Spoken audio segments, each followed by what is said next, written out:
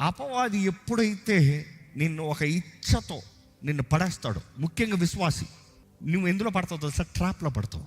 ఎవరితోనో చెప్పగలుగుతావా? చెప్పలేవు. ఎందుకంటే నువ్వు విశ్వాసి, భక్తివి అని చెప్పుకున్నావు, నువ్వు ప్రార్థనా వీరుడు అని చెప్తున్నావు, నువ్వు దేవుణ్ణి ఆరాధించే వ్యక్తుని చెప్పావు, నువ్వు ఆలయానికి వెళ్ళే వ్యక్తి అని చెప్పావు. సడన్గా నీ ఇచ్చే జీవితాన్ని ఎక్కడ చెప్పగలుగుతావు? Secret sin. That is why it's a deadly sin. Trap. నీకు నువ్వు ట్రాప్లో పడ్డావు. ఎవరైనా స్పీక్ టు ఎనీబడి, ఎవరితో చెప్పలేకపోతున్నావు. అదే సమయంలో ఏం చేస్తున్నావు తెలుసా?